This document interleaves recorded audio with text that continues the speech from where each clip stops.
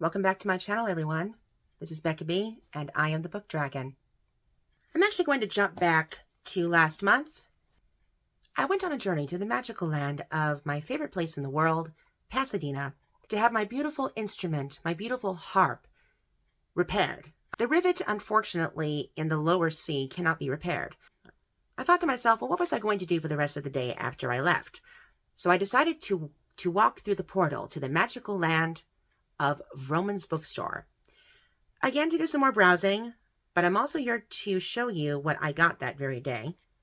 So, I have here a small book haul, starting with this book, The Secrets of Brush Calligraphy. I am going to one day to create beautiful artwork using calligraphy. Calligraphy is basically like the art of the pen, but brush calligraphy. Look at this. The use of a paintbrush to create these beautiful works of the written word into works of art. And I've always loved calligraphy. I've always loved illuminated manuscripts. Absolutely beautiful. And they have these little patterns here that you can use too. So I thought this was a good buy for myself. But there was something magical that was telling me to go to the far side of the store, downstairs. Along the Great Wall were these beautiful tomes, in this case, displayed books. And usually this is where they will display the works by local authors. These two caught me completely by surprise, starting with The Sorcerer Queen. The way the book cover just appealed to me so much. There's writing all over the front cover, and if you look on the back, there are these crowns. It's an entire story written completely in verse. The other one of hers that caught my attention was this, Lily of the Valley. But if you look at the subtitle, it says An American Jewish Journey. So the very last thing that I bought that day was this coloring planner for next year, which is a little gift for myself because I need something to become artistically passionate about for next year. So we'll see what happens. But the next part of this video will be going over the book reviews for Xianna Michaels, The Sorcerer Queen, and Lily of the Valley. Stay tuned.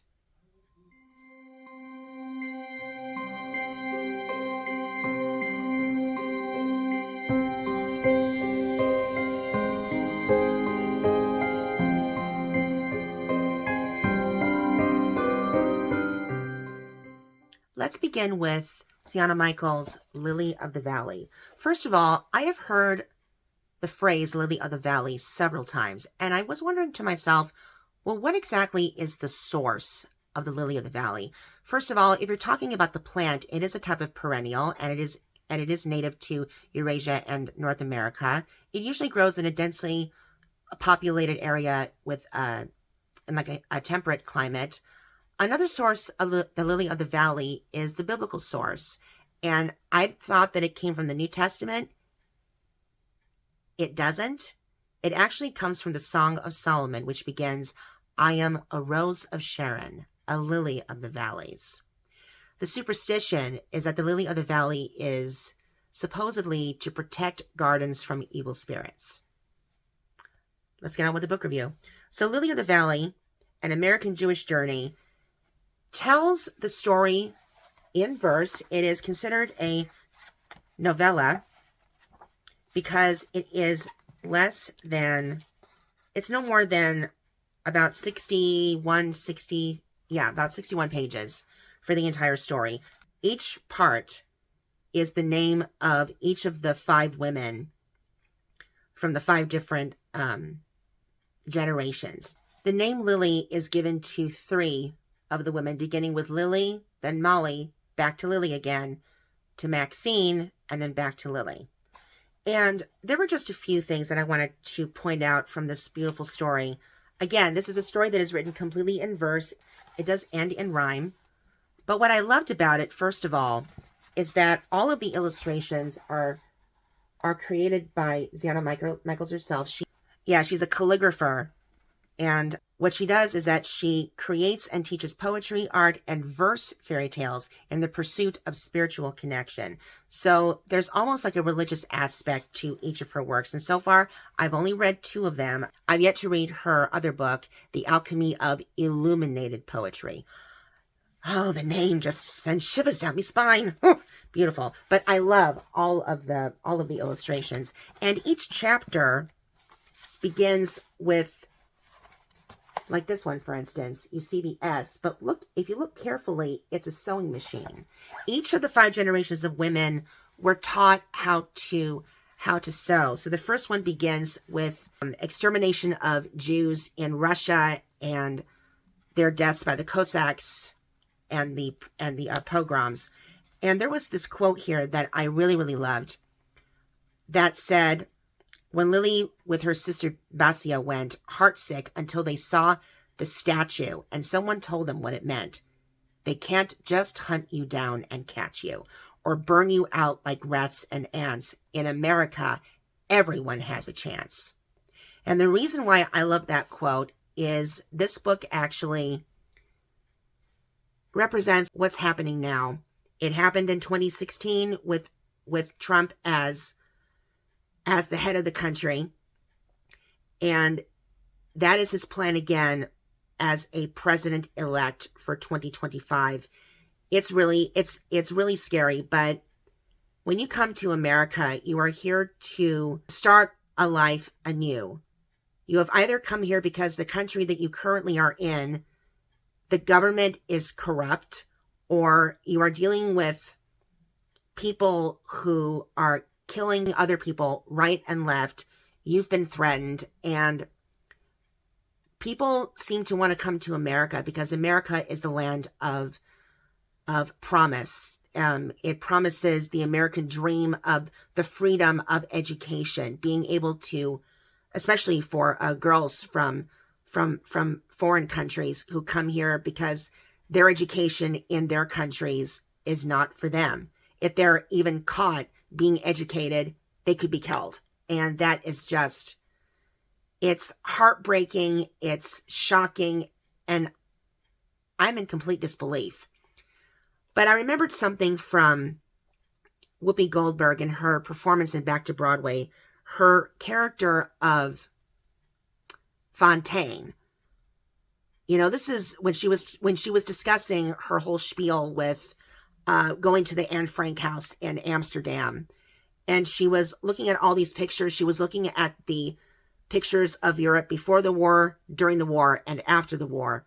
And she was saying, this is something that America would never resort to. She says, I knew that nowhere in America that someone would kick your door down and drag you out for speaking out against the government. I knew that nowhere in America that people would hunt you down or break your door in and drag you out because of your sexual preferences. And I knew that nowhere in America could anyone hunt you down because of your religious preference or where you originally came from. I was so sure of that. What's going to happen if this guy takes the presidency?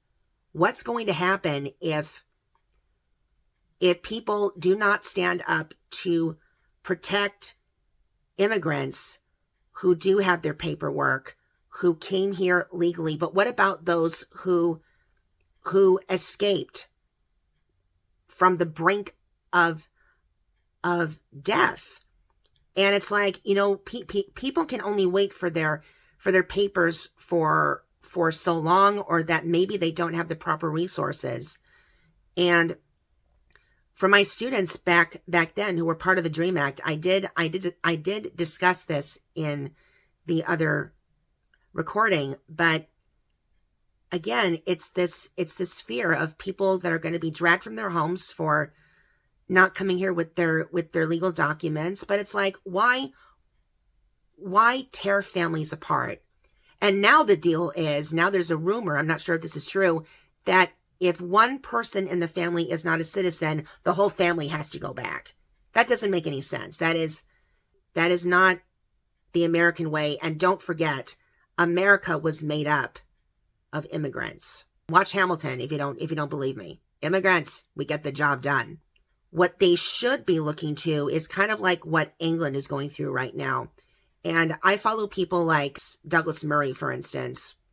I do agree on one thing.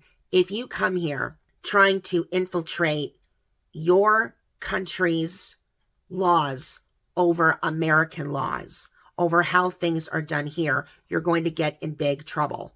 And the most important thing is this: if you come here promoting terrorism, I do believe that that individual's visa needs to be stripped. In the story, the 5 generations of women were all learning how to sew was basically their education. And in this one, Molly, it goes over the historic disaster of the Triangle Shirtwaist factory that took place in the early 20th century. Over 130 women jumped to their deaths or were burned alive. And it all could have been avoided. And it was all about making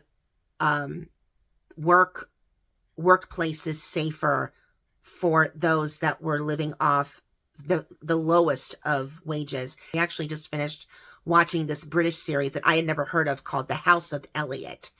And it's about these 2 sisters who also did not get a proper education. They were taught at home. They had an abusive father. And all of that is taken away in the first episode. They have a knack for design and to be able to sew and assemble their own clothing. Through several hardships, they slowly create their business as the House of Eliott Fashion Haute Couture. But in the later episodes, in the later series, they're involved in a scandal that they're supposedly running a sweatshop with women working 80 hours a week overtime and not getting paid.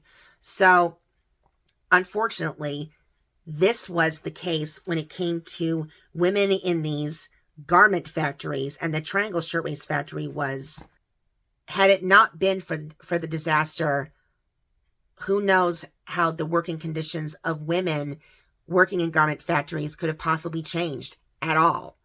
It took a disaster of drastic proportions that changed the labor laws. What was really awful is that they didn't want the owners of the building, the owner of the business, did not want his workers to steal any of the fabric, or to basically steal from the business that they're working for to make it their own. And the stupid thing was, these people locked the women in so that they made sure that if you want to get paid, you're going to stay here the full hours until we let you out. And somehow one of the garments caught fire by a discarded cigarette, and because the clothing at that point, I don't think it was fireproof, because everything was engulfed in flames, and those who didn't make it out were burned alive, and there were those that jumped to their deaths. And just a few weeks before, the women were marching for better working conditions and wages, and the policemen were there to get them back in line, and some of them were beaten to a pulp. And the same officers that came upon the women who jumped to their deaths, it completely shocked them that these were the same women that they battered only weeks before, and now they're dead. Why? You could imagine what was going through the officers' minds. Why didn't we listen to them? So the story continues on with the war in 41. So it goes through the Great Depression, and it even talks about the Nazi death machine. And then the last quote that I wanted to go over was this one: "The American dream does not require the offering of souls to sell." What does that mean? What exactly is the American dream? Get an education, to be able to grow up, to be able to get a job, to serve your country, to be able to fall in love, raise a family, continue to work, and retire and never have to worry about a thing in your life. Well, the American dream has certainly changed.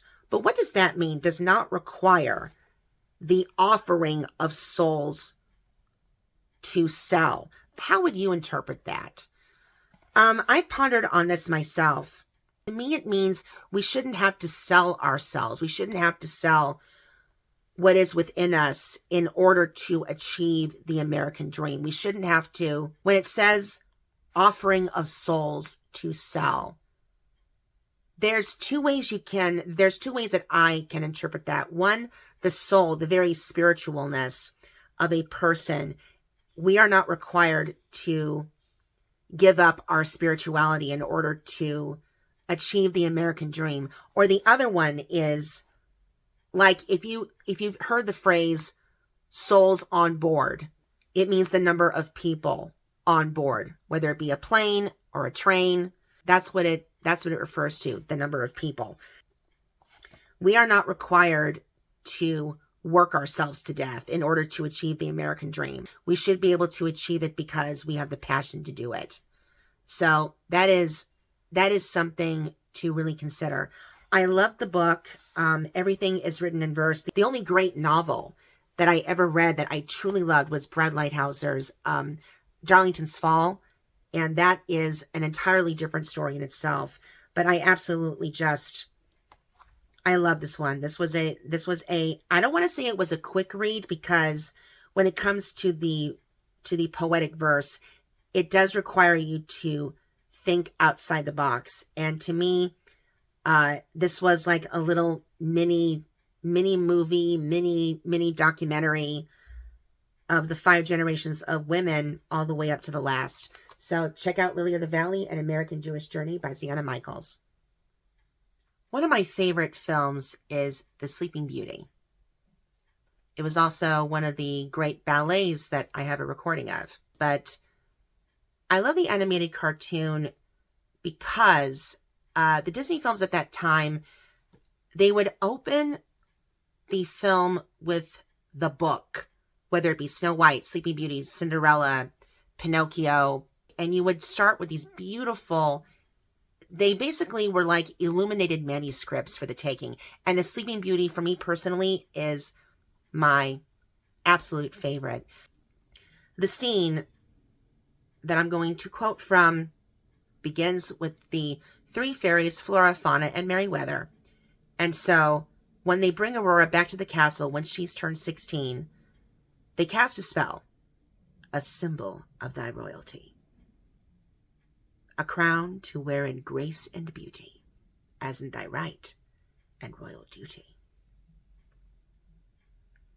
So I'm just going to rest this crown on my head, because to wear it the other way, it keeps falling off. So, and the reason for that, we have The Sorcerer Queen by Xianna Michaels. This is another story that is also written completely in verse, but what I love about it is that you read it as if it's an actual medieval play. It's really interesting. It's in 5 acts, and you have a page of the players beginning with the bard, like Beetle the Bard, and then you have the King of Caravaille. Now, this is interesting because the name Caravaille, it's almost alluding somewhat, I'm not sure, but it might also be alluding to what was the name of that place? Caravaille or Caravaille from the Chronicles of Narnia, Aslan's castle, I think, with the thrones for the four children as to where he ruled, something like that. But it just reminded me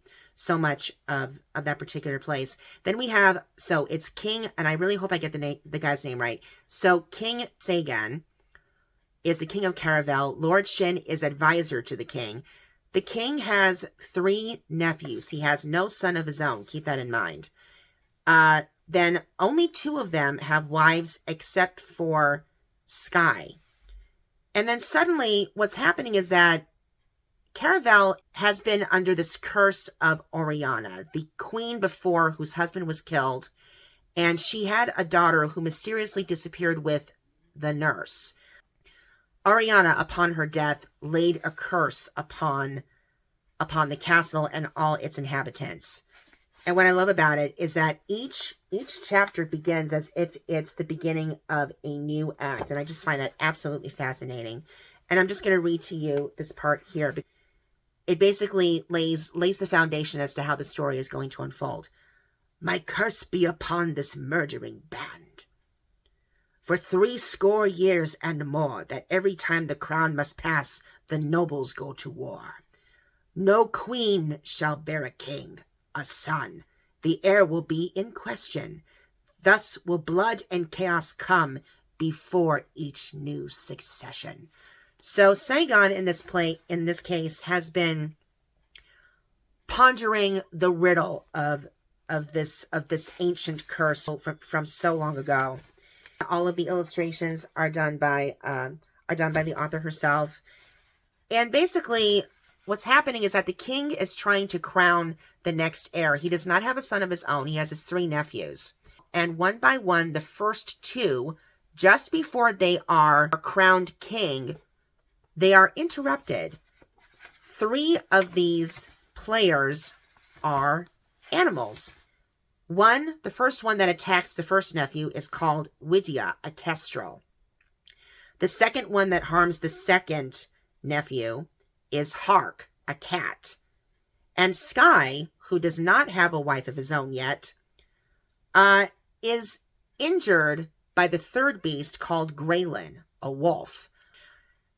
And so each time this happens, the scepter that has the serpent and the vine, which is the symbol of the castle of Caravaille, is split in 2. The royal jeweler, the goldsmith, the merchant, none of these people that have been employed by the king know how to put the scepter together, because the scepter holds the key to the answer to the riddle. And within this riddle, there is this rumor going around that the scepter was made by a gold-spun weaver. Think about that clue there for a second. The art of gold-spun weaving, where the weaver takes thread from a loom and somehow infuses it with the flame of fire. It's really, the way that it is described is absolutely beautifully written. For 'tis not worked nor welded in the normal way of gold. Instead, 'tis spun to slender thread in a process very old, whereby once the gold is spun, 'tis woven from the fire, while still hot and pliable, 'tis gold-spun weaving, sire. So now the search is on to find, is there a gold-spun weaver who knows the art of this ancient craft? And so suddenly they recall that there is someone who may hold the key, and her name is called, and I hope I say her name right, Zagir, the Sorcerer Queen. And she appears to be this old hag that is somewhere in the great forest that they venture off into. And they ask her, Lord Shin, the advisor, goes to her to ask each time what they might find, what she can advise them on. And she also she almost is keeping the secret from them, because she expects King Saigon to come himself. So far the 2 nephews have been attacked, one by the kestrel, Widya, the other by the cat, Hark. Both of the nephews have been critically injured, almost to the point of death. And then when Sky is attacked by the wolf, he tells the guards to not attack him, because Sky is known as Sky the Wise. So they're all trying to figure out what is the mystery to the riddle. Then the third time this happens, Sky decides to go and attend them. And they go to Zagir's cavern in the woods. As Shin and Zagir are arguing as to why she will not give the secrets as to who the Goldspun Weaver is, Sky himself notices something further in the back of the cave that is kind of a mystery. There's a cupboard, and it appears like there's a wall that sort of becomes like a boundary to everything else from behind it, except there's a vine that shouldn't be coming from the wall. So there's something mysterious behind the cavern wall, of which they have no idea what it is. And so the king is becoming very, very worried. He fears that there's going to be a war if he does not crown a king. But it's like every time that he's tried so far, the nephews have fallen. Sky was almost killed by the wolf Graylin. But Graylin, they realize that he is there to help guide the king and his royal family, that there's a reason why there are reasons why they've been attacked. And so because they decide not to catch Graylin and just let Graylin do his thing. He's sort of like a pet dog to Sky, cleansing his wounds from any poison. As Sagon, Sky, and Lord Shin make their way back to Zagir with Graylin, they see Zagir, and she still seems to be holding them back. Whilst there, they do hear the fluttering of wings and the hissing of a cat. So they know that Widya and Hark are close by, but don't forget that Graylin the wolf is one of them. So Sky decides to tell Zagir that he knows that there's something from beyond the wall, and he will take Graylin with him to investigate. As they go through the wall, it leads down this very long, dark tunnel to a cottage on the opposite side, and there is the mysterious Goldspun weaver, a woman. To me, the Sorcerer Queen alludes to two different fairy tales, but the ones that came to mind for me from this one were Rapunzel, and because of the Goldspun weaver, Rumplestiltskin. What was the story of Rumplestiltskin? This maiden, her father has told this king, who is wifeless, he doesn't have a queen, tells her that his daughter can turn thread into gold, of which the maiden cannot. So she is then answered by this strange being whom he does not give her his name, but he says, I will do the work for you for an exchange of this, and this. So the third time that the little man comes to her, he will demand something even greater, her child. And she is pleading with him, do not take my child away from me. And so he says, all right, I'll do this for you. I will give you 3 guesses as to my name in 3 days' time. And if by that time that you guess my name, I will disappear, and you and the child will live happily ever after with the king. The queen comes upon the man in the forest, who then he then sings of his little rhyme, and he just happens to say his name. And so the queen knows the answer. So the next time that this person comes to her, she guesses twice as to what his name is. She says, no, you got one more chance. And then she says, your name must be Rumpelstiltskin. And Rumpelstiltskin disappears in a fiery, angry exit. But that kind of like this story very much alludes to Rumpelstiltskin and the woman and Rapunzel with the long golden hair, that seems to be emanating a type of power. And so Sky knows that the Goldspun weaver is the lost daughter of the late queen. But then there's a twist. Who says that Orianna, who laid the curse, is dead? I will not give that part away to you guys.